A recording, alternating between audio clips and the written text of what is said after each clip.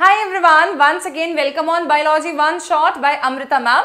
And dear बच्चों, class 11 के लिए सेकेंड चैप्टर की शुरुआत हम लोग आज से करने वाले हैं, जो कि है बायोलॉजिकल क्लासिफिकेशन। जो बच्चे क्लास 10th से पास आउट होके 11th में आते हैं, शुरू में देखते हैं living world, biological classification, plant kingdom, animal kingdom. बाबा रे बाबा, कितने सारे चैप्टर्स ऐसे जिसके अंदर एग्जाम्पल्स याद करने वाले, तो बहुत डिफिकल्ट लगता है शुरू में। अरे यार, ये सब कैसे याद होगा, इतना सारा बायोलॉजी, हमने कभी सोचा नहीं था कि हमें इतने एग्जाम्पल्स याद करने होंगे। इमेजिन करना अपने आप को स्टेथोस्कोप पहना हुआ एक डॉक्टर के रूप में बहुत इजी फील होता है, पर बनना बहुत डिफिकल्ट होता है, ठीक है, क्योंकि उसके लिए आपको बहुत सारे बैरियर स्टेप्स क्रॉस करके आगे बढ़ना पड़ रहा है। एंड सक्सेसफुल वही होता है जो कि through out the journey consistent है, डरा नहीं, ठीक है। जो बच्चा डर जाता है शुरू में ही कि अरे बायोलॉजी में इतने सारे एग्जाम्पल्स याद करने के लिए, उसके लिए तो पूरे बायोलॉजी के इतने सारे चैप्टर्स और पढ़े हुए हैं। आप लोग तो बहुत खुश नसीब बच्चे हो कि आपको क्लास 11th में आते से ही रिड्यूस सिलेबस मिला है। बायोलॉजी का सिलेबस ऑलरेडी आपको रिड्यूस करके मिला हुआ है, राइट। तो हम लोग आज हमारी क्लास में स्टार्ट कर रहे हैं चैप्टर बायोलॉजिकल क्लासिफिकेशन। इसके जस्ट पहले का चैप्टर था द लिविंग वर्ल्ड। जब हम लोगों ने द लिविंग वर्ल्ड चैप्टर पढ़ा तो हमने क्या देखा, हमने ये देखा कि लिविंग ऑर्गेनिजम्स बहुत सारे हैं and there is a need to name them properly after their identification and classification. We need to nomenclate them also. और उसके लिए हमने देखा बायोनॉमियल नॉमेनक्लेचर, जो कि हमारे कैरोलस लिनेयस ने दिया था, ठीक है, जिसमें जीनस एंड स्पीशीज होते हैं वगैरह वगैरह, बहुत सारी चीजें। अब इस चैप्टर में क्या पढ़ते हैं, अब बात ये कि इतने सारे जो ऑर्गेनिजम्स हैं वो क्या है, कौन कौन से हैं, उन्हें हमने किस कैटेगरी में, किस ग्रुप में डिवाइड कर रखा है, and we need to study them individually, of course not individually but the groups individually, ठीक है। एक एक ऑर्गेनिज्म को पढ़ने बैठे अगर हम, हमारे शायद से कम 10-12 जन्म हो जाएंगे तब भी हम पूरे नहीं कर पाएंगे, बिकॉज इतने सारे ऑर्गेनिजम्स एग्जिस्ट करते हैं अर्थ के अंदर, है ना। तो चलिए शुरुआत करते हैं हम लोग बायोलॉजिकल क्लासिफिकेशन से।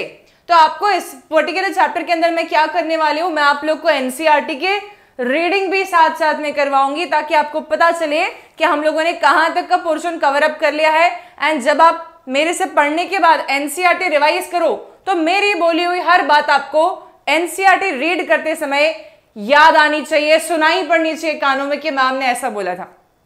Okay, so let's start now chapter number 2 biological classification. NCERT शुरू में जब भी पढ़ाते हैं हम लोग तो हमें सीक्वेंस दे देती है कि ये सारा पढ़ना है आपको इस चैप्टर के अंदर, ठीक है।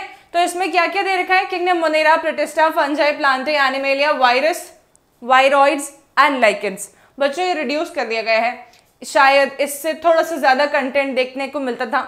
लिविंग वर्ल्ड में रिडक्शन डेफिनेटली है, बाकी रिडक्शन है कि नहीं हम देखते जाएंगे साथ साथ में, बिकॉज एनसीईआरटी रैशनलाइज वाली मैं आप लोग के लिए लेके चल रही हूँ, ठीक है। तो कोई भी चीज छूटेगी नहीं हमारे से, ओके। अच्छा, अब आज शुरू क्या करेंगे, तो आज के चैप्टर में जब हम शुरुआत कर रहे हैं तो we will be just dealing with the introductory portion, जो कि बहुत सारा है। कौन कौन साइंटिस्ट आए, क्या क्या क्लासिफिकेशन सिस्टम्स दिए, ये सारी बातें आज से हम लोग पढ़ने चालू करते हैं, ठीक है। तो मैं आप लोगों से अगर पूछती हूँ, क्या बच्चा लोग इतने सारे ऑर्गेनिजम्स हैं, क्या मुझे इनकी कैटेगरीज या ग्रुप्स बनाना जरूरी है, तब तुम लोगों को मुझे क्या आंसर करना है। तुम ऑब्वियसली बोलोगे यस मैम, मैं तुम्हें एक एग्जांपल के थ्रू समझा देती हूँ, ठीक है। फॉर एग्जांपल मान लो कि मैंने तुम्हें बहुत सारा राशन लाके दे दिया, अनाज, डिफरेंट ग्रोसरीज वी कैन से। तो उस ग्रोसरी में मैंने क्या किया पता है आप लोगों के लिए, मैंने आप लोग को बहुत सारे दालें ला दी, चावल ला दिए, गेहूं ला दिए, और इसके अलावा शक्कर ला दी, and whatever we need in the daily life, ठीक है। If I keep and mix up everything, whether you be able to eat that any time, मैंने दाल, शक्कर, चावल, गेहूं सब मिला के एक ही बॉक्स में रख दिए हैं, not possible, right? We need to separate them. We want to make a group, ठीक है, because pulse will be eaten differently, right? Wheat will be, first of all, we'll be making a flour out of it, then we'll be making a chapati out of it, and then we'll be eating it. We need to group them separately, not together, ठीक है। There must be certain groups which could be more relatable. Like हो सकता है मैंने मूंग की दाल, चने की दाल दोनों पास पास में रख दी पैकेज बना के, क्योंकि मुझे मालूम है ये दोनों पल्सेस हैं, ये दोनों दाल है, ठीक है। तो यहाँ पर बात क्या होगी, बायोलॉजिकल क्लासिफिकेशन में इतने सारे लिविंग ऑर्गेनिजम्स जो हैं उसमें से सेम ढूंढ ढूंढ के हम लोग एक ग्रुप में बिठा रहे हैं, सेम ढूंढ के दूसरे में, सेम तीसरे में, ऐसे हम ग्रुप बनाने की कोशिश कर रहे हैं। तो सबसे पहले जिसने ग्रुपिंग की थी, जो बिफोर क्राइस्ट, पहले की बात है, बहुत पहले की, तो उस समय पर जब ग्रुपिंग की गई ऑर्गेनिजम्स की, तो किस हिसाब से ग्रुपिंग की गई? बहुत लॉजिकल ग्रुपिंग नहीं की गई, बहुत साइंटिफिक या टेक्नोलॉजिकल थॉट्स लगा के ग्रुपिंग नहीं की गई। आम इंसान ऐसे ग्रुपिंग कर दिया, इससे मुझे मिलता है मिल्क, इन्हें मैं बोल देता हूं डेयरी एनिमल्स या फिर कैटल्स, इनसे मिलता है एग, इन्हें मैं बोलता हूं पाउल्ट्री। ठीक है, तो हम कैसे ग्रुप कर रहे हैं? On the base of food, shelter, what we obtain from that, ठीक है, और अदर रिसोर्सेज वी कैन से। आई बात समझ में? ठीक है, जैसे कि कुछ स्पोर्ट एनिमल्स हैं, तो हॉर्सेस हो गए और एलिफेंट हो गए, इन सबको हमने स्पोर्ट एनिमल्स मान के एक ग्रुप बना दिया। तो आप ऐसे ग्रुप्स नहीं बना सकते हो जो कि इनके ग्रुप्स के अंदर ये सिमिलर नहीं दिख रहे, right? We need to make the groups of these animals और दीज प्लांट्स और the fungi, whatever are present around us, properly हमें उन्हें ऐसे ग्रुप्स में रखना है जहां पर उनकी मॉर्फोलॉजिकल सिमिलैरिटीज हो, ठीक है, उनके अंदर एनाटॉमिकल सिमिलैरिटीज हो, थोड़ा कुछ तो मैच करता हो, तब जाके वो एक ग्रुप में आएगा। ठीक है, तो इस तरीके से हम लोग ग्रुपिंग बनाते हुए देखते हैं। तो सबसे पहले बात किसकी आती है इस चैप्टर में? इस चैप्टर में बात आती है एरिस्टोटल के बारे में। बच्चों, एरिस्टोटल का आप लोगों ने कभी ना कभी तो फोटो देखा ही होगा कि ऐसे दिखते हैं, है ना? रात में मत देख के सोना, डर लगता है थोड़ा सा, ठीक है। बट एरिस्टोटल जो है ये बहुत ही ज्यादा इंटेलेक्चुअल पर्सनालिटी, पॉलीमैथ बोलते थे हम इनको, और एरिस्टोटल जो है ये बहुत सारे चीजों के वी कैन से फादर कहलाते हैं। रीजन बिहाइंड दैट, इन्होंने for the very first time बहुत सारे कॉन्सेप्ट्स को सामने लाया, ठीक है। तो he is known as the father of logic for the first time. Logic मतलब लॉजिक वाली बात इन्होंने करी कि अरे ये जो आप ग्रुप्स बना रहे हैं ना, ये ग्रुप्स में मजा नहीं आ रहा है, ग्रुपिंग सिस्टम कुछ अलग तरीके से होना चाहिए, ठीक है। तो Aristotle is a person who for the very first time grouped the plants into herbs, shrubs and trees on the basis of their morphological appearances, ठीक है। जैसे कि छोटे पौधे herbs, थोड़े से बड़े मॉडरेट साइज के shrub, बड़े बड़े पेड़ है तो trees, ठीक है। तो ये इन्होंने थोड़ी सी लॉजिकल बात बोली कि आप अपने यूज के हिसाब से मत इनको सेग्रीगेट करो, बल्कि ये कैसे मॉर्फोलॉजिकली एनाटॉमिकली सेग्रीगेट हो सकते हैं वो लॉजिक लगा के करो, ओके। अच्छा, उसके अलावा इन्हीं को हम बोलते हैं father of biology. He is also known as father of political science, he is also known as father of zoology, and अगर आप गलती से भी विकिपीडिया पे जाके देख लेंगे तो he is known as so much fathers of, father of realm भी बोलते हैं। देन इसके बाद में फादर ऑफ इनको और क्या क्रिटिसिज्म बोल देते हैं।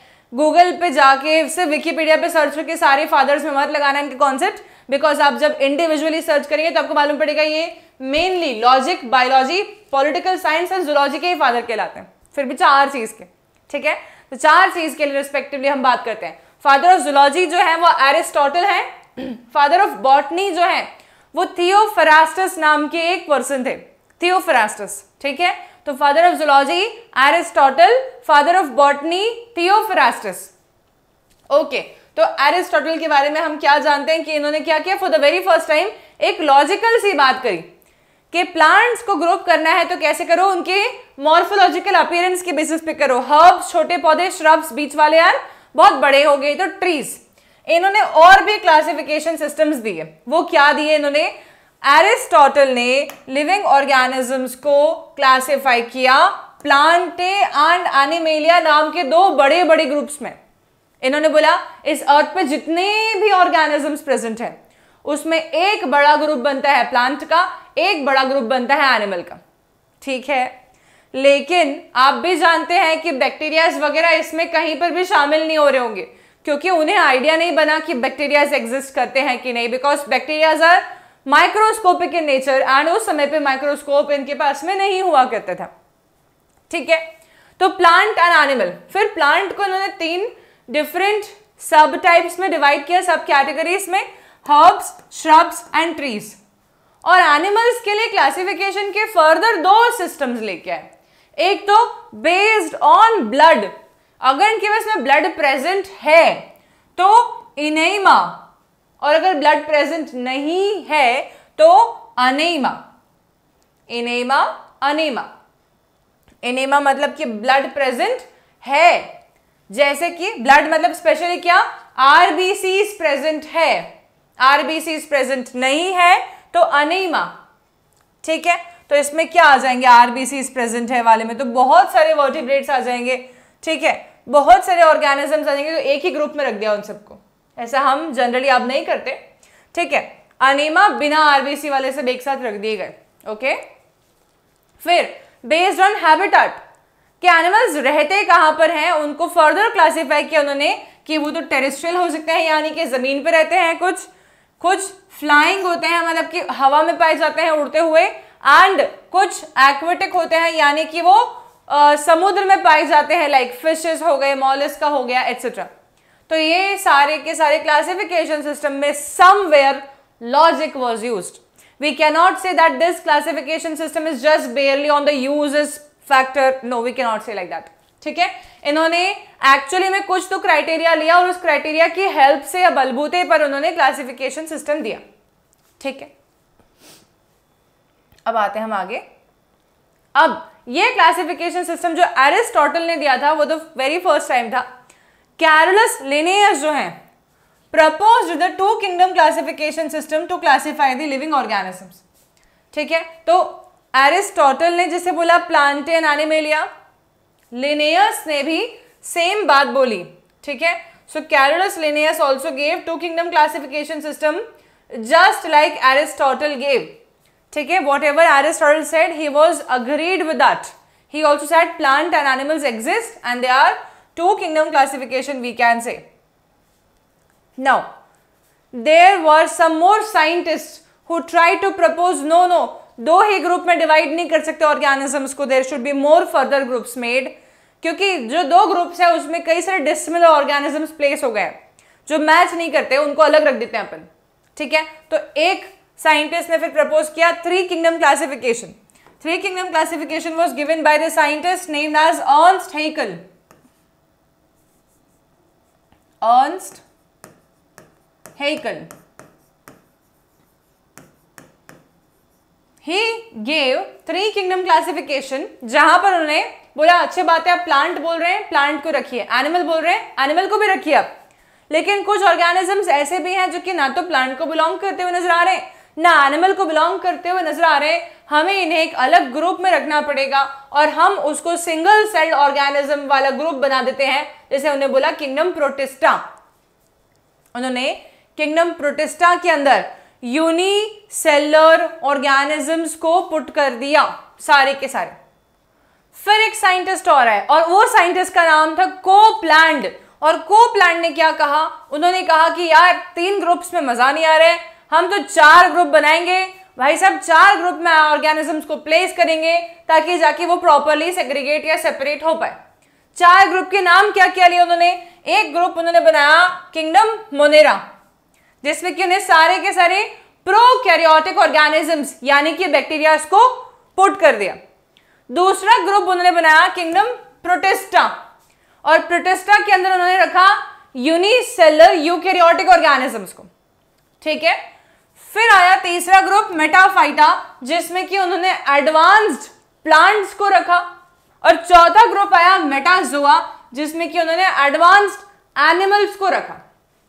ठीक है, तो एक बार देखो, मोनेरा में आ गए हमारे प्रोकैरियोटिक ऑर्गेनिजम्स, प्रोटिस्टा में आ गए प्रिमिटिव यूकैरियोट्स। अच्छा गलती से इधर आ गए खिसक के, कोई बात नहीं, प्रिमिटिव यूकैरियोट्स। फिर मेटाफाइटा में आ जाएंगे हमारे पास में एडवांस्ड यूकैरियोटिक प्लांट्स, गलत लिख दिया बच्चों इसने ब्रैकेट बनाने के चक्कर में, और एडवांस्ड यूकैरियोटिक एनिमल्स जो है वो सबके सब आ जाएंगे मेटाजोआ में। ठीक है, आपको टर्म मालूम होना चाहिए, देखो तो आप गलती नहीं करोगे। फाइटा मतलब होता है प्लांट एंड जोआ मतलब होता है एनिमल। ठीक है, तो मोनेरा, प्रोटिस्टा, मेटाफाइटा, मेटाजोआ, ये 4 ग्रुप्स बनवाए कोप्लांट ने। तो कोप्लांट ने थोड़ा बेहतर कर दिया बैक्टीरियाज के लिए। उन्होंने बोला यार प्रोकैरियोटिक के लिए तो अलग जगह ही नहीं है कोई, चलो किंगडम मोनेरा आया for the very first time because of कोप्लांट, ठीक है। और प्रोटिस्टा के लिए भी थोड़ी बेहतर बात होगी कि प्रिमिटिव यूकैरियोट सारे इसमें आ गए, पर अब यूकैरियोट्स आए हैं। एक छोटी सी बात यहाँ ध्यान रखनी पड़ेगी हमें कि प्रिमिटिव यूकैरियोट्स में सिर्फ यूनिसेलुलर नहीं आए हैं कोप्लांट में, ठीक है। यूनिसेलुलर भी आ गए, मल्टी सेलुलर भी आ गए, कुछ तो भी रैंडमली पुट कर दिया उन्होंने। फिर आ गया हमारे पास मेटाफाइटा एडवांस्ड प्लांट्स, और फिर आ गया हमारे पास में मेटाजोआ एडवांस्ड एनिमल्स, ठीक है। अभी आप देखो कुछ तो कमी लग रही है इसमें। फंगस के लिए कोई जगह नहीं थी, फंजाई जितनी भी थी अभी तक प्रोटिस्टा में बैठी हुई है। प्रोटिस्टा में फंजाई क्या करेगी, कोई मतलब नहीं निकल रहा है, फंजाई को सेपरेट ग्रुप चाहिए होगा, ठीक है। तो अब आता है हमारे पास में प्रॉपर 5 किंगडम क्लासिफिकेशन सिस्टम। तो अभी तक जो भी हमने पढ़ा है उसका एनसीईआरटी रीड करते हैं। देखिए, since the dawn of civilisation there have been many attempts to classify the living organisms. It was done instinctively, not using criteria that were scientific, but born out of a need to use organisms for our own use, like for food, for shelter, for clothing, etc. जैसे कि मैंने बताया, ये खाने वाले हैं, ये milk वाले हैं, ये वुल वाले हैं, ये ऐसे ऑर्गेनिजम्स हैं, इनको हम मतलब बैठ के आ सकते हैं, इन पे घोड़े हैं, इनसे हम फिजिकल यूज ले सकते हैं, स्ट्रेंथ वाला। तो ये सारे तरीके से हमने उनको पहले क्लासीफाई किया था। फिर Aristotle was the earliest to attempt a more scientific basis of classification. He used simple morphological characteristics to classify the plants into trees, shrubs and herbs. He also divided the animals into 2 groups, one which had red blood and the one which do not have red blood. ठीक है, मतलब red blood है तो Anema, red blood नहीं है तो enema. उल्टा बोला मैंने, रेड ब्लड है तो इनेमा और रेड ब्लड नहीं है तो अनेमा। ए हमें लगाना जब नहीं है, विदाउट, ठीक है। In Linnaeus time a 2 kingdom classification system was given as Plantae and Animalia, ठीक है, which included all the plants and animals respectively. This system does not distinguish between the eukaryotes and prokaryotes. हाँ, जो Linnaeus ने classification system दिया, उन्होंने बोला plant या animal है, क्या उन्होंने बोला कि ये प्रोकैरियोट ये यूकैरियोट? नहीं, ऐसे कोई बात वो कर नहीं पाए। क्या वो बता पाए कि ये फोटोसिंथेटिक की नॉन फोटोसिंथेटिक? ऐसा भी कुछ वो बता नहीं पाए, है ना। क्या वो कोई भी प्रॉपर तरीके से इनको डिस्टिंग्विश कर पा रहे थे? नहीं। सो he was not able to distinguish between eukaryote and prokaryote, unicellular, multicellular, photosynthetic and non photosynthetic, ठीक है, organisms। आई बात समझ में? Classification of organisms into plants and animals was easily understandable, obviously, क्योंकि कोई भी अंडरस्टैंड कर जाएगा उसको कि प्लांट्स हैं ये और ये एनिमल्स है, बहुत ईजी है बताना, है ना। But a large number of organisms did not fall into either category. जैसे कि फंजाई कहीं पे नहीं फॉल करती, प्रोटिस्टा कहीं पे नहीं फॉल करते, बैक्टीरिया कहीं पे नहीं फॉल करते। Hence, the 2 kingdom classification used for a long time was found inadequate. इसको हम संतुष्ट नहीं हो पा रहे थे, it is inadequate we can say. Besides gross morphology, a need was also felt for including the characteristics like cell structure, nature of cell wall, mode of nutrition, habitat, method of reproduction, evolutionary relationships, etc. हम चाह रहे थे कि यार मान लो कि हो सकता है कि मैंने एनिलिडा मतलब कि अर्थवॉर्म और ह्यूमन को एक साथ रख दिया, बोल के इन दोनों में रेड ब्लड दिख रहा है, ऐसे मैंने बोल दिया, ठीक है।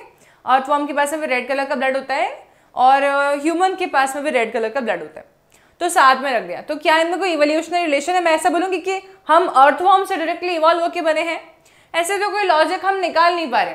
तो I also want some technicality behind this keeping them together, कि भाई क्यों साथ में रखा है इनको, ठीक है, कोई रीजन तो होना चाहिए। अब मैं बोलूँगी कि यार मैंने बटरफ्लाई को और हनी बी को एक साथ रखा हुआ है, तो समझ में आता है क्योंकि उन दोनों के कैरेक्टर्स मैच करते हैं। बटरफ्लाई के पास में भी 6 अपेंडेज हैं, 6 लेग्स हैं, और उसके पास में हनी बी के पास में भी है। बटरफ्लाई के पास में काइटिन का बना हुआ स्ट्रक्चर है, बाहरी एक्सोस्केलेटन, हनी बी के पास में वैसा ही है, उनके इंटरनल स्ट्रक्चर्स भी काफी मैच करते हुए। तो आपको उनको साथ में रखने में प्रॉब्लम नहीं हो रही, because you can find similarities. पर एकदम डिसिमिलर दो चीजों को साथ में रखा तो क्यों रखा? ऑब्वियसली लोग रीजन पूछेंगे, ठीक है। और अगर आप रीजन नहीं बता पा रहे हैं तो फिर आपका क्लासिफिकेशन सिस्टम प्रॉपर नहीं है। तो बेसिस ऑफ क्लासिफिकेशन में प्रॉपर तरीके के हमें कुछ कैरेक्टरिस्टिक्स चाहिए थे कि भाई एक बात बताओ, मोड ऑफ न्यूट्रिशन क्या है जिनका तुमने साथ में रखा हुआ है। अब मैंने बोला मैंने एक फंगस को और एक प्लांट को साथ में रख दिया, तो फंगस तो डेड और डीकिंग ऑर्गेनिज्म से अपने न्यूट्रिशन ऑब्टेन करती है, प्लांट अपना खाना खुद बनाता है, साथ में कैसे रख दिया? ठीक है। तो there were so many questions which were imposed on the people who have given that earlier classification systems and there was so much of criticism कि आपने गलत दिया है, गलत दिया है, गलत दिया है। There were so many people who are trying to give a better classification system when compared to the earlier ones. Okay. Classification system for the living organisms have hence undergone several changes over the time. Though plant and animal kingdoms have been a constant under all the different systems. मतलब आपने 2 kingdom में भी plant animal लिया, 3 kingdom में भी plant animal था, 4 kingdom में भी plant animal तो था ही सही, मेटाफाइटा एंड मेटाजोआ। फिर 5 किंगडम जब आएगा तभी प्लांट एनिमल है, मतलब प्लांट और एनिमल तो शुरू से है ही सही, उसके अलावा और कुछ ऐड ऑन हुए हमारे क्लासिफिकेशन सिस्टम्स में। The understanding of what group organisms be included under these kingdoms have been changing, the number and nature of the other kingdoms have also been understood differently by different scientist over the time. बच्चों NCERT ने आपको कोप्लांट के बारे में कुछ नहीं बताया है, ठीक है, आपको ऑन्स्टेइकल के बारे में कुछ नहीं बताया है, पर हमें ये याद रखना है 2 किंगडम दिया किसने था, तो हम बोलेंगे एरिस्टोटल ने भी दिया था और कैरोलस लिनेयस ने भी दिया था। Aristotle is the first person who gave a scientific basis of classification and he grouped the organisms into Plantae and Animalia. He further grouped Plantae into herbs, shrubs and trees. He grouped animals on 2 different parameters. First, where they live, terrestrial, flying or aquatic, और second is whether the blood is present or not, red blood, ठीक है। Carlos Linnaeus 2 kingdom classification दिया, Plantae and Animalia वाला। 3 kingdom दिया किसने आपको, Ernst Haeckel ने दिया, उसने क्या ऐड कर दिया, प्रोटिस्टा, प्लांटे, एनिमलिया। को प्लांट ने क्या दिया, Monera, protista, Metaphyta, Metazoa. Metaphyta मतलब प्लांट, मेटाजोआ मतलब एनिमल्स। अब आते हैं 5 किंगडम क्लासिफिकेशन। अब जो 5 किंगडम क्लासिफिकेशन देने वाले पर्सन है उनका नाम है R.H. विटेकर, ठीक है, जिनका पूरा नाम है रॉबर्ट हार्डिंग विटेकर, ठीक है। R.H. विटेकर लिखते हैं इनको जनरली लोग, है ना, ऐसे करके आप भी यही लिख सकते हैं क्लास में, पर आपको पूरा नाम मालूम होना चाहिए, Robert Harding Whittaker. He propose the 5 kingdom classification system. Okay, इन्होंने बोला मैं जो क्लासिफिकेशन सिस्टम दे रहा हूं उसमें मैं बहुत सारे भी नहीं ऐड कर रहा, कुछ जो अव्यवस्थित चीजें हैं उनको प्रॉपर तरीके से बना देता हूं ताकि प्रॉब्लम नहीं आए क्लासिफिकेशन सिस्टम्स में, ठीक है। अच्छा, इनके देने के बाद में एक पर्सन ने 6 किंगडम क्लासिफिकेशन सिस्टम भी दिया था, कार्ल वीज नाम है इनका, ठीक है। ये जो साइंटिस्ट बैठे हैं यहाँ पर इनका नाम है कार्ल वीज एंड कार्ल वीज एट ऑल, मतलब कि कुछ और साइंटिस्ट के साथ में मिलकर कार्ल वीज ने 6 किंगडम क्लासिफिकेशन भी दिया था। यहाँ पे उन्होंने 3 डोमेन दिए।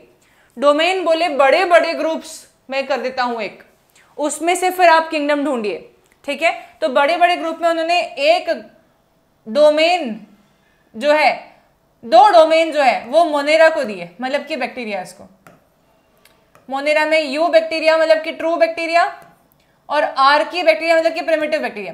तो 2 डोमेन तो हमारे बैक्टीरिया ने ले लिए और तीसरा डोमेन उन्होंने दिया बाकी जितने भी ऑर्गेनिज्म बाकी है उन सबको इकट्ठा मिला के, like protista, Plantae, fungi, Animalia, सबको एक साथ कर दिया यूकैरियोट में।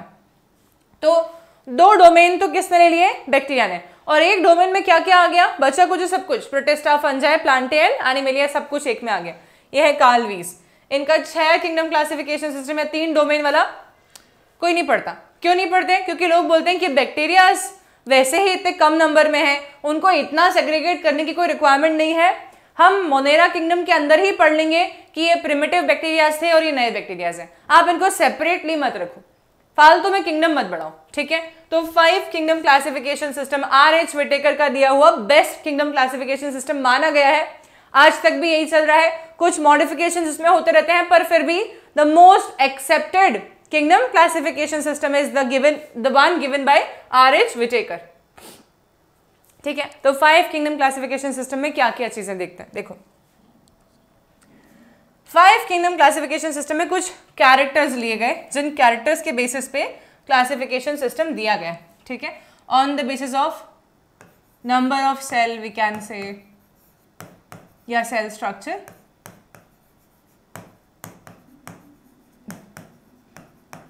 और organisation, body organisation. Then there was one more mode of nutrition. Then इसके अलावा उन्होंने चूज किया कुछ एक कैरेक्टर और रिप्रोडक्शन.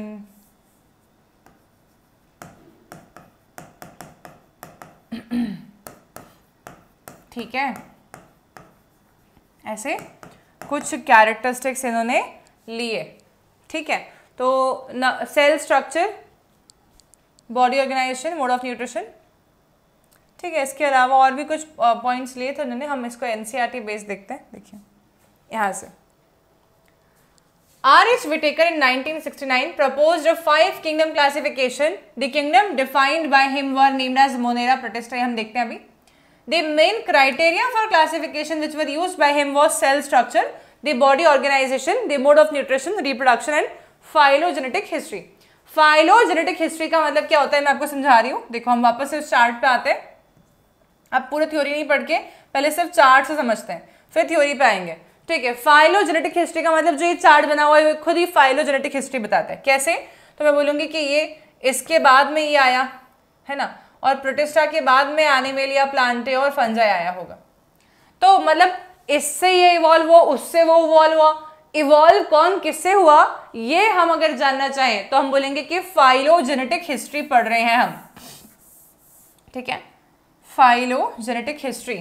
ओके, तो this is cell structure. First point will be saying cell structure, और इसके बाद में body organisation, mode of nutrition, reproduction and phylogeny या फाइलोजेनेटिक रिलेशनशिप. ये 5 कैरेक्टर्स उन्होंने लिए टू क्लासिफाई organisms. ठीक है, into 5 groups.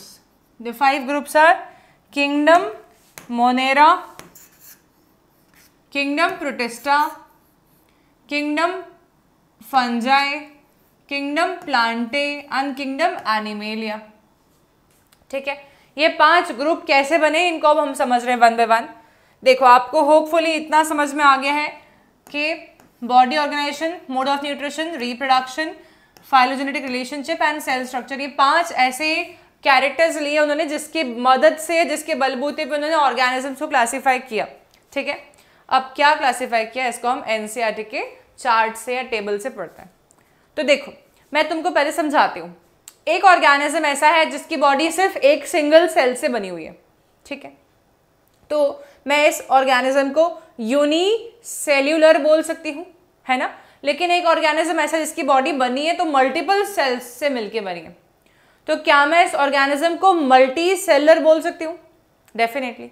Multi cellular organism में क्या ऐसा पॉसिबल है कि किसी की बॉडी सिर्फ सेल के एग्रीगेट से बनी हो सकता है. किसी की बॉडी टिश्यूज से बनी हो सकता है. किसी की बॉडी ऑर्गन से बनी हो सकता है. किसी की बॉडी ऑर्गन सिस्टम्स से मिलके बनी हो सकता है. मतलब कि मल्टी सेलर में फर्दर कॉम्प्लेक्सिटीज भी आएंगी, और यूनिसेलर तो सिंगल सेल था तो उसमें कोई कॉम्प्लेक्सिटी की बात ही नहीं है.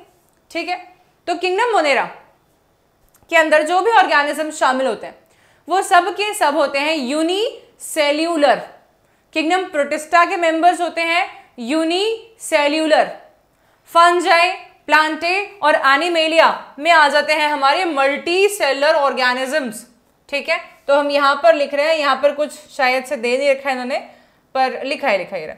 यूनिसेलर ये सेलर ऑर्गेनाइजेशन, ये सेलर, ये मल्टीसेलर, ये मल्टीसेलर, ये मल्टीसेलर. ठीक है, ऐसा नहीं लिख के, एक मिनट, नंबर ऑफ सेल्स में लिखना चाह रही थी ना. एक कैरेक्टर, अपन एक कैरेक्टर ये लिख रहे हैं, नंबर ऑफ सेल्स. यूनिसेलर हो गया मोनेरा, यूनिसेलर हो गया प्रोटिस्टा, और मल्टी सेलर हो गया फंजाई, मल्टी सेलर हो गया प्लांटे, मल्टी सेलर हो गया एनिमेलिया। बच्चों एक्सेप्शंस हमेशा देखने मिल सकते हैं, एक्सेप्शंस विल बी देयर। जैसे कि फंजाई में एक यूनिसेलर एग्जांपल भी आएगा जिसका नाम है ईस्ट।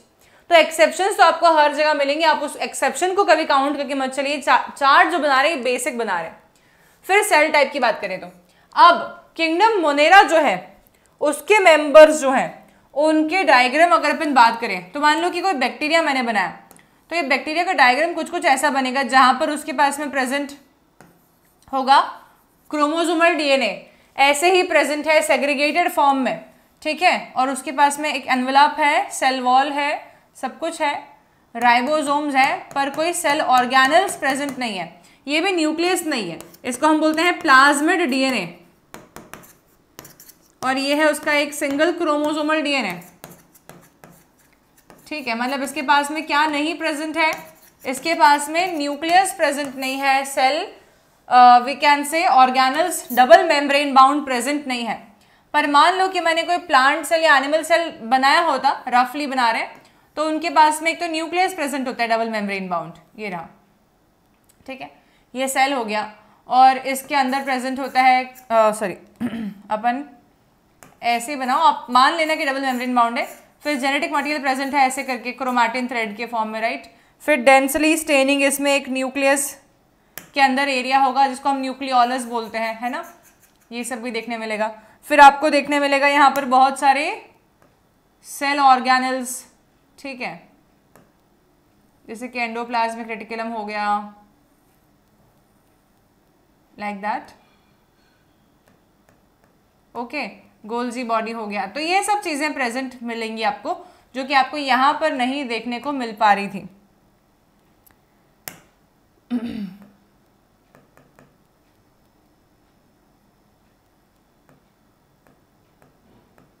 ओके, मैं इस पे बना रही हूँ ये, क्योंकि आर ही आर है ना, तो आपको मालूम होना चाहिए कि इसके ऊपर ऐसे ग्रैन्यूल्स प्रेजेंट होंगे।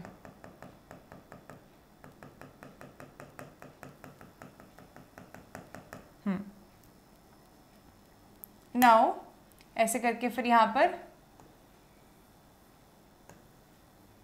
ऐसे स्ट्रक्चर्स भी होंगे, राइट। ये हमारा रफ एंडोप्लाज्मिक रेटिकुलम हो गया और ये स्मूथ हो गया।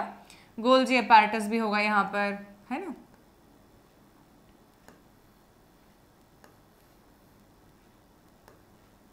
ओके, इससे वेसिकल्स निकल रहे हैं, ये सब दिख रहा है। राइबोसोम्स भी होंगे, माइटोकॉन्ड्रिया भी होगा, सब चीजें होंगी, ये सब होगा। तो कितना कॉम्प्लेक्स दिख रहा है वो सेल, ऑलरेडी कॉम्प्लेक्स दिख रहा है। ये है प्रोकैरियोट, ठीक है बच्चों, मैं इसको बहुत एलैबोरेटिवली नहीं बता रही हूँ, सिंपली देख रहे हैं अपन। ये है प्रोकैरियोट। तो प्रोकैरियोट पर डिटेल इसलिए करवा रही हूँ कि जो बच्चे ढंग से नहीं पढ़ के आए हैं 10 से 11 में, उनको भी समझ आना चाहिए कि क्या पढ़ रहे हैं। तो प्रो होता है प्रिमिटिव और कैरियन होता है न्यूक्लियस। तो ये प्रिमिटिव ऑर्गेनिजम्स, इनके पास न्यूक्लियस प्रेजेंट नहीं है, बल्कि न्यूक्लियस की जगह न्यूक्लियोइड होता है। इनके पास डीएनए ऐसे के ऐसे ही पड़ा हुआ होता है, ठीक है। So do not have a membrane bound nucleus. और इधर आ जाएंगे हमारे पास में पजेस न्यूक्लियस, जो कि मेम्ब्रेन बाउंड है, और ये हो जाते हैं हमारे यूकैरियोट, ठीक है। तो इसमें कौन शामिल हो गए, तो प्रोकैरियोट में अकेला एग्जाम्पल आता है आपका किंगडम मोनेरा, मतलब सारे बैक्टीरियास, ठीक है। और इसमें जो एग्जाम्पल्स आते हैं हमारे पास में वो आते हैं protista, fungi, Plantae and animalia, ये सब हमारे इसमें आता है, ठीक है। तो ये एक बेसिस है जिसके बेसिस पर उन्होंने क्लासीफाई किया 5 किंगडम क्लासिफिकेशन सिस्टम में ऑर्गेनिजम्स को, ठीक। तो होपफुली ये वाला याद रहेगा कि यूनिसेलर कौन है, मल्टीसेलर कौन है, ये भी याद रहेगा कि सेल टाइप क्या है। तो प्रोकैरियोट है, बाकी सारे यूकैरियोट है। फिर आती है बात सेल वॉल के रिस्पेक्ट में। तो बच्चों सेल वॉल की जब हम बात करते हैं तो हम देखते हैं कि बैक्टीरिया जो है उसके पास में सेल वॉल होती है, ठीक है, प्रोटिस्टा के पास में हो भी सकती है, नहीं भी हो सकती, दोनों बातें। फंजाई के मेंबर्स के पास में सेल वॉल होती है, प्लांटे के पास में सेल वॉल होती है, एनिमेलिया के पास में सेल वॉल कभी नहीं होती। तो इस हिसाब से तो सिर्फ और सिर्फ एनिमेलिया के मेंबर्स के पास में सेल वॉल नहीं होती है मेनली। प्रोटिस्टा में कुछ मेंबर्स के पास नहीं होती है, कुछ के पास होती है। बैक्टीरिया में सेल वॉल अगर होती है तो किसकी बनी हुई होती है? तो bacterial cell wall is made up of proteoglycans and lipopolysaccharide, ये दो सब्सटेंस की बनी होती है। ठीक है, अभी आप लोगों ने बायोमोलिक्यूल्स चैप्टर नहीं पढ़ा है तो आपके लिए ये टर्म्स डिफरेंट हो सकते हैं। तो प्रोटियो वर्ड का मतलब होता है प्रोटीन और ग्लाइकेन वर्ड का मतलब होता है कार्बोहाइड्रेट। तो बच्चों जब कार्बोहाइड्रेट प्रोटीन को जोड़ दो तो बनता है प्रोटियोग्लाइकेन। और लिपो वर्ड का मतलब होता है लिपिड और पॉलीसेकेराइड वर्ड का मतलब होता है कार्बोहाइड्रेट। तो लिपिड और कार्ब को जोड़ दो तो हो जाता है लिपोपॉलीसेकेराइड। तो इसकी बनी हुई सेल वॉल होती है बैक्टीरिया के पास में। Bacteria will show the presence of cell wall and that cell wall is made up of proteoglycan. ठीक है, जिसके बहुत सारे नाम हो सकते हैं, ग्लाइकोप्रोटीन भी बोल देते हैं, म्यूको पॉलीसेकेराइड, मतलब हजारों नाम बोल सकते हैं अपन इस अकेले के लिए। ठीक है, लेकिन आपको मालूम होना चाहिए कि प्रोटीन और कार्ब जुड़े हुए हैं। ठीक है, प्रोटिस्टा के पास में सेल वॉल होती है नहीं होती तो इसलिए हम उसके डिटेल नहीं लिख रहे। फंगस के पास में सेल वॉल होती है तो काइटिन नाम के सब्सटेंस की बनी होती है।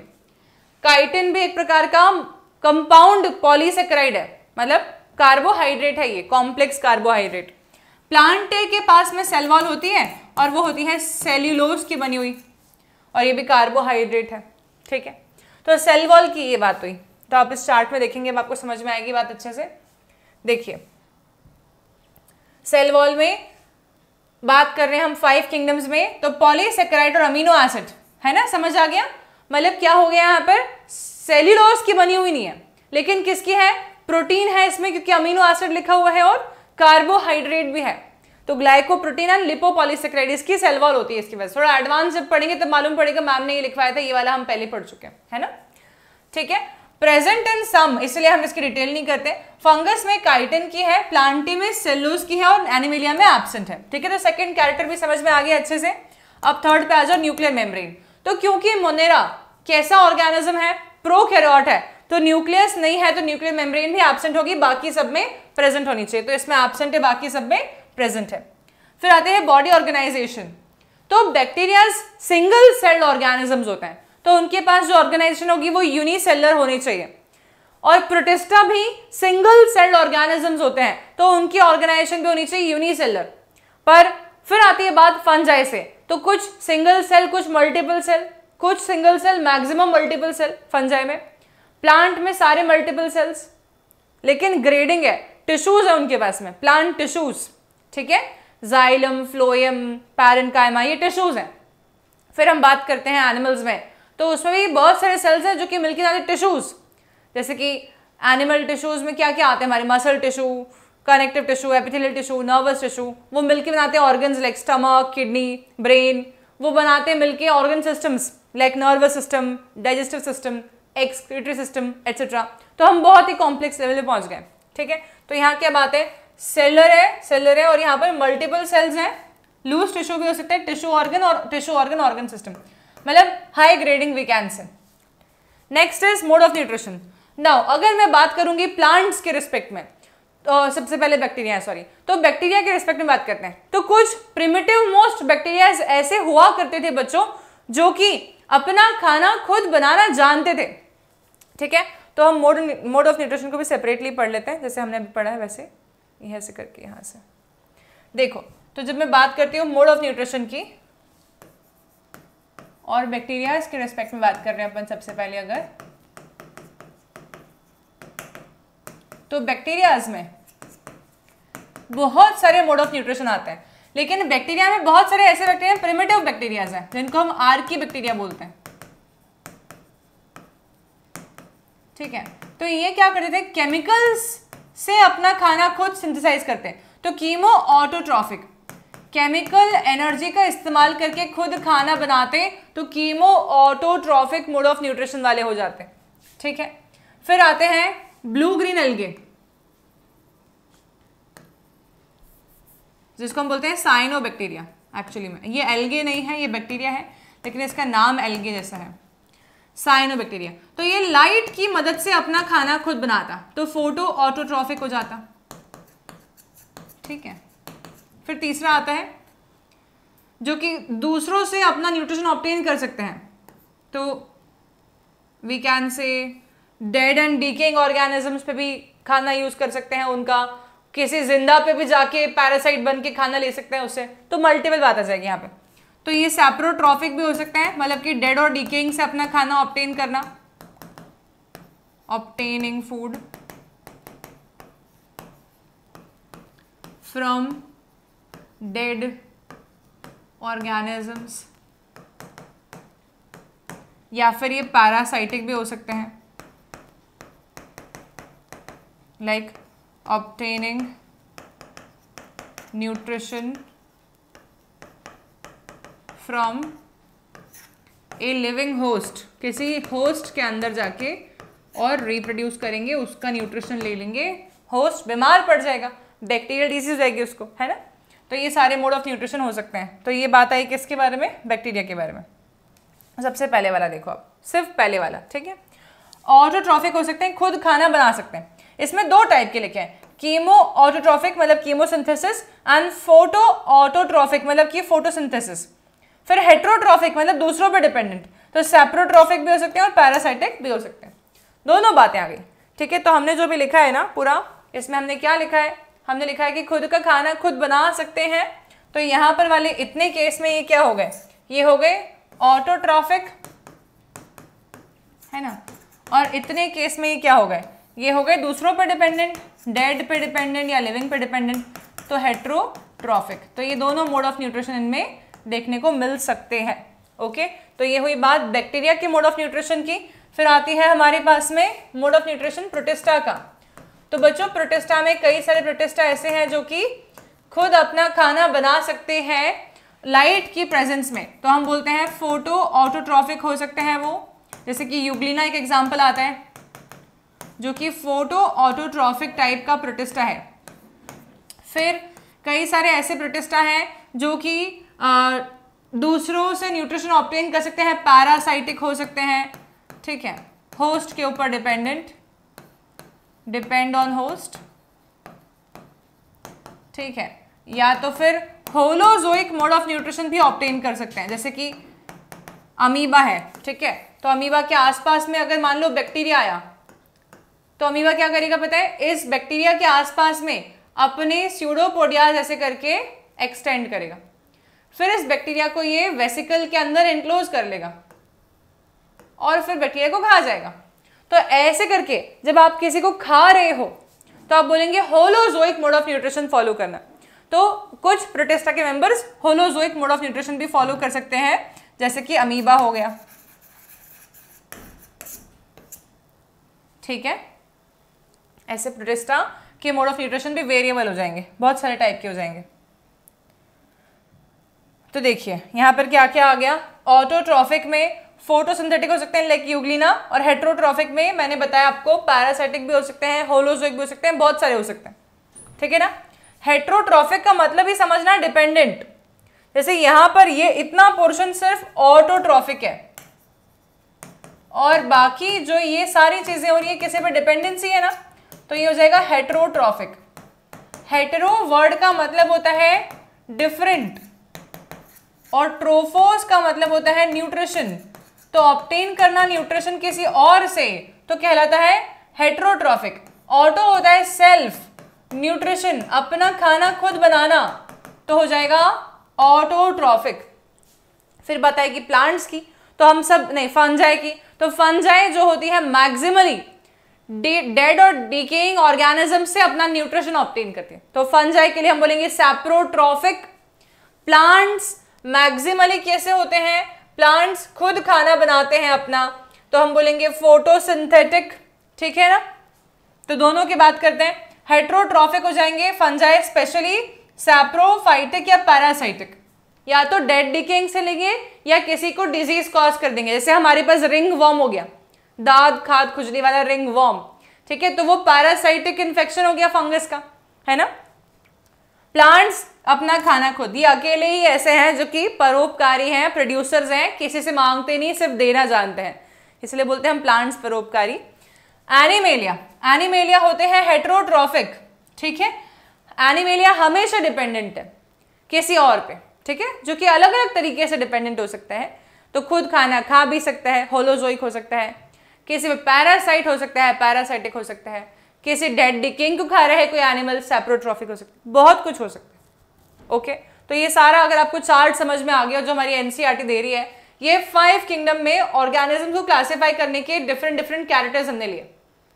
देखो इन्होंने कहा था सेल स्ट्रक्चर ये दिया है उस चार्ट में, बॉडी ऑर्गेनाइजेशन दिया है, मोड ऑफ न्यूट्रिशन दिया है, रिप्रोडक्शन नहीं दिया उस चार्ट में, और फाइलोजेनेटिक रिलेशन भी नहीं दिया है, चार्ट में नहीं दिया एनसीईआरटी ने खुद, लेकिन कैरेक्टर्स ये भी काउंट करने अपने को। चलो अब आ जाते हैं आगे।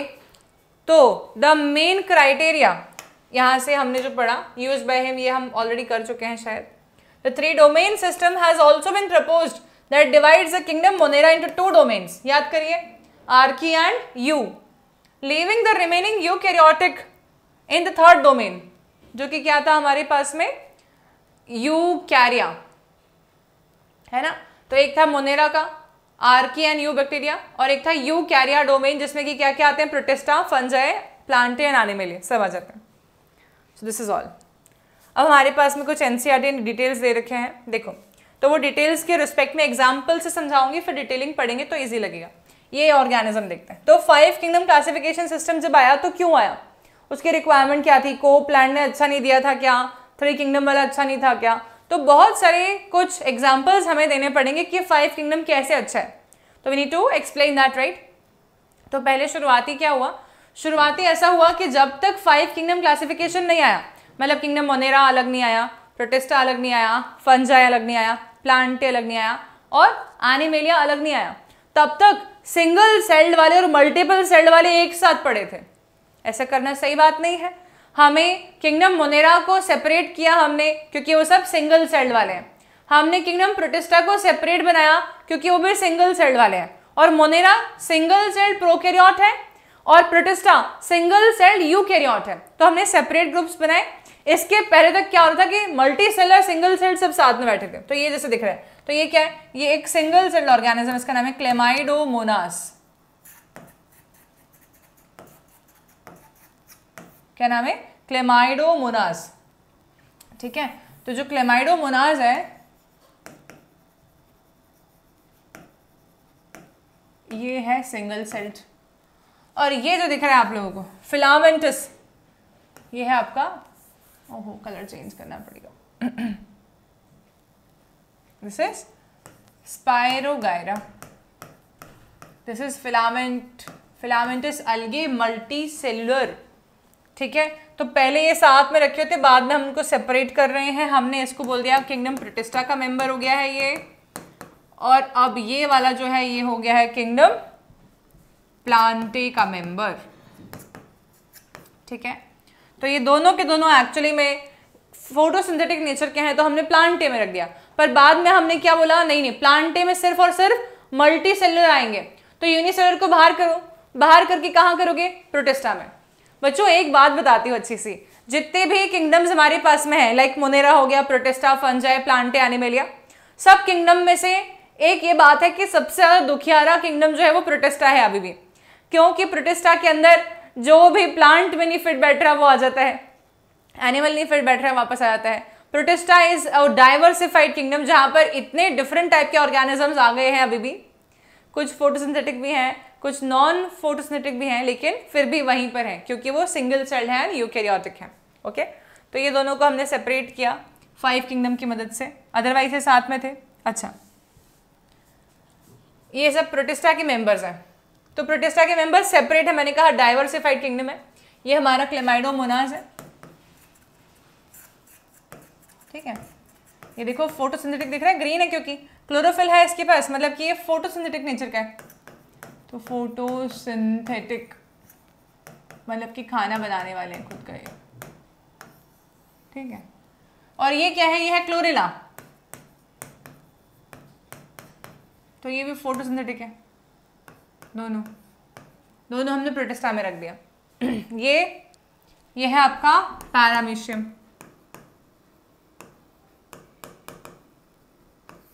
और ये है अमीबा। ये दोनों एनिमल लाइक है बच्चों, मतलब ऊपर वाले प्लांट लाइक थे ना, खाना बना रहे थे अपना खुद का, नीचे वाले दोनों एनिमल लाइक है। तो ये प्लांट लाइक के, एनिमल लाइक के, सबके सब एक साथ में प्रोटिस्टा में आ गए। भले ये अलग अलग बिहेवियर शो कर रहे हैं, लेकिन ये सिंगल सेल्ड यूकेरियोट्स है इसलिए।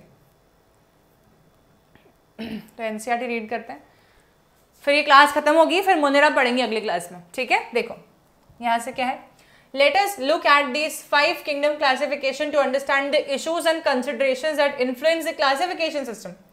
Earlier classification system, जैसे कि पहले जो क्लासिफिकेशन सिस्टम लेके आए थे वो लोग हमारे सामने, उसमें उन्होंने प्लांट्स के अंदर, है ना, प्लांट्स की बात करते हैं अपन, तो प्लांट्स के अंदर उन्होंने क्या किया, उन्होंने साइनोबैक्टीरिया भी प्लांट्स में ले लिया, ब्लू ग्रीन एल्गे, उसके बाद उन्होंने एल्गे भी ले लिया, फंजाई भी ले लिया प्लांटे में। फंगस पहले प्लांट मानते थे, ठीक है, अभी भी कई लोग फंगस को हिंदी में, मतलब जनरल भाषा में हिंदुस्तान में पौधा बोल देते हैं, लेकिन फंगस पौधा नहीं है, हम सब जानते हैं, बिकॉज हम बायोलॉजी पढ़ रहे हैं अब। पर मशरूम की सब्जी खाते हैं ना, क्यों खाते हैं ऐसा, क्योंकि उसको फंगस को क्या मान लेते हैं, एडिबल फॉर्म प्लांट मान लेते हैं, लेकिन है नहीं, वो एक फंजाई है, नॉन फोटोसिंथेटिक है, ठीक है। तो पहले के टाइम पे क्या किया, साइनोबैक्टीरिया को भी साथ में रख दिया, फंगस को भी साथ में रख दिया, मॉस को भी रख दिया, फर्न को भी रख दिया, जिम्नोस्पर्म को भी रख दिया, एंजियोस्पर्म को भी रख दिया, साइनोबैक्टीरिया सब रख दिया एक साथ प्लांटे। लेकिन ऐसा नहीं कर सकते, प्लांटे में सिर्फ आनी चाहिए मल्टी सेलर फोटोसिंथेटिक ऑर्गेनिजम्स, ठीक है। तो यहाँ पर क्या है हमारे सामने, earlier classification systems include bacteria, बताओ bacteria, blue green algae, fungi, moss, fern, gymnosperm, angiosperm सब प्लांटे में आ गए थे पहले। अब कौन नहीं है इसमें से, बैक्टीरिया अलग हो गया, ये मोनेरा में चला गया, ब्लू ग्रीन एल्गे अलग हो गया, ये मोनेरा में चला गया, फंजाई अलग हो गया, ये सेपरेट फंजाई बन गया है, मॉस अभी भी है, ब्रायोफाइटा में फर्न है, टेरिडोफाइटा में जिम्नोस्पर्म है, एंजियोस्पर्म, ये सब है, ठीक है। The character that unified this whole kingdom was that all the organisms included had a cell wall in the cells, है ना। पहले इनको साथ में क्यों रखा था प्लांटे में, हमने जब पढ़ा सेल वॉल के रिस्पेक्ट में, तो हमने क्या बात करी, हमने ये बात करी ना कि सेल वॉल जो है बैक्टीरिया के पास में भी है, प्रोटिस्टा के पास में भी है, फंजाई के पास में है, प्लांटे के पास में है, सबको एक साथ रख दिया, बोले प्लांट और ये बोले एनिमल। 2 किंगडम जब दिया था तब की बात कर रही हूँ मैं, तो ये सब साथ में 2 किंगडम क्लासिफिकेशन में, तो ऐसे चलता थोड़ा है। चाहिए क्या अपने को चाहिए नहीं भैया सेपरेट होना चाहिए, मज़ा नहीं आ रहा है इसको, ठीक है। तो इसलिए इनको सेपरेट किया बाद में 5 किंगडम में। This placed together groups which widely differed in the characteristics. It brought together the prokaryotic bacteria and the blue-green algae with other groups which were eukaryote. ठीक है, प्रोकैरियोटिक बैक्टीरिया को और ब्लू ग्रीन एल्गे को plant के साथ ले आए जो कि यूकैरियोट है, हम नहीं चाहते उनको साथ में रखना, ठीक है। For example Chlamydomonas and spirogyra were place together under algae. याद करिए मैंने बताया सिंगल सेल क्लेमाइडोमोनास को भी हमने अलगे में रखा था, स्पाइरोगायरा को भी हमने अलगे में रखा था, बाद में हमने क्लेमाइडोमोनास को प्रोटिस्टा में शिफ्ट कर दिया और स्पाइरोगायरा को हमने शिफ्ट कर दिया प्लांटे में, अलगे में। The classification did not differentiate between heterotrophic group fungi and autotrophic green plants, मतलब कि मशरूम और प्लांट को अपन सेम मान रहे थे, लेकिन ऐसा है नहीं, वो डिफरेंट होता है। They also show a characteristic difference in the wall compositions, जैसे कि फंगस के पास में काइटिन की वॉल होती है और प्लांट के पास में सेल्यूलोजिक सेल वॉल होती है। When such characteristics were considered, the fungi were placed in a separate kingdom, kingdom fungi. All prokaryotic organisms were grouped together under the kingdom Monera, and the unicellular eukaryotic organisms were placed in the kingdom Protista. Protista has brought together. अभी Protista में एक problem मैंने बताई कि बहुत सारे diversified organisms एक साथ में प्रेजेंट है। Brought together Chlamydomonas, Chlorella, Paramecium, Amoeba. Chlamydomonas and Chlorella have cell wall and are plant-like, and Paramecium and Amoeba do not have cell wall and are animal-like, but still they are placed together in the Protista. ठीक है, It has put together organisms which in earlier classifications were placed in different kingdoms. ठीक है, तो ऐसा घर है जो कि सबके लिए खुला है, वो है प्रोटिस्टा, किंगडम प्रोटिस्टा। हमेशा दरवाजे खोल के बैठा सबके लिए, चल तू वहां पर एक्सेप्ट नहीं हो रहा है, मेरे पास आ जा। ये वाले सीन है एक्चुअली में, ठीक है। तो this kind of changes will take place in future too, depending on the improvement in our understanding of characters and evolutionary relation. मतलब हो सकता है कि आगे जाके हम कोई जिसको अभी तक एनिमल मान रहे थे, हो सकता है हम आगे जाके उसको प्रोटिस्टा में शिफ्ट कर दें, यू नेवर नो, ठीक है। बिकॉज कैरेक्टरिस्टिक्स की स्टडी चल रही है, साइंटिस्ट अभी भी स्टडी करते हैं हर एक चीज को, तो हो सकता है कि क्लासिफिकेशन सिस्टम में और भी बदलाव, चेंजेस आए, ठीक है।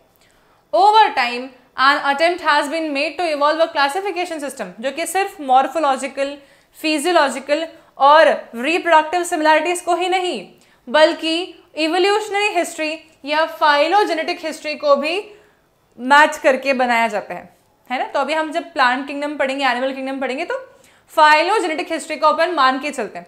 जैसे कि मैंने मानो तुम्हें पढ़ाया प्लांट किंगडम, तो मैं बोलूँगी सबसे पहले आएंगे एल्गे, फिर आएंगे हमारे पास में ब्रायोफाइटा, फिर आएंगे टेरिडोफाइटा, फिर आएंगे जिम्नोस्पर्म, फिर आएंगे एंजियोस्पर्म। क्यों मैं एंजियोस्पर्म पहले, ब्रायोफाइटा लास्ट में, ऐसे रैंडमली क्यों नहीं प्लेस कर सकती? बिकॉज हम जानते हैं कि इवोल्यूशनरी चेंजेस के हिसाब से हमें अरेंज करना है। तो जो अलगे होते हैं उनके पास में डिफरेंशिएटेड प्लांट बॉडी नहीं होती, लाइक लीफ अलग नहीं दिखती, उसकी स्टेम अलग नहीं दिखती, रूट नहीं दिखती, तो अनडिफरेंशिएटेड है। फिर ब्रायोफाइटा में थोड़ा सा डिफरेंस दिखता है, थोड़े से लीफ जैसे कुछ दिखता है, थोड़ा रूट लाइक दिखता है कुछ, थोड़ा स्टेम लाइक कुछ दिखता है, ठीक है। फिर टेरिडोफाइटा में लीफ, रूट और स्टेम प्रॉपरली दिखती है, उनके पास में वैस्कुलर टिश्यू भी आते हैं जाइलम फ्लोएम लाइक, पर अभी भी उनके पास सीड नहीं बनते। फिर जिम्नोस्पर्म्स के पास सीड भी बनना चालू हो गए, फिर एंजियोस्पर्म के पास सीड भी बनते हैं, फ्लावर भी बनते हैं। तो इवोल्यूशनरीली इवॉल्व होके ऊपर ऊपर जा रहे हैं ना, इसलिए हम लोगों को हमेशा ही इवोल्यूशनरी ट्रेंड के हिसाब से ही ऑर्गेनिजम्स को क्लासिफाई करना होता है। So in this chapter we will be studying the kingdom Monera, Protista and fungi, detail में यही पढ़ेंगे। फिर प्लांट किंगडम और एनिमल किंगडम तो सेपरेट चैप्टर्स ही हैं बच्चों आपके 3 और 4, ओके। तो आज की क्लास यहीं पे समाप्त होती है। It is going to end here only, and this was the very first lecture of this chapter. I hope that you like this lecture, and I have decided to teach in detail and not running behind the syllabus, right? मैं तुम्हें हर चीज अच्छे से समझाना चाह रही हूँ. With this intent, I am taking the lectures like this in very much detail. So don't forget to like, share and subscribe the channel Biology One Shot. Thank you so much for watching the lecture.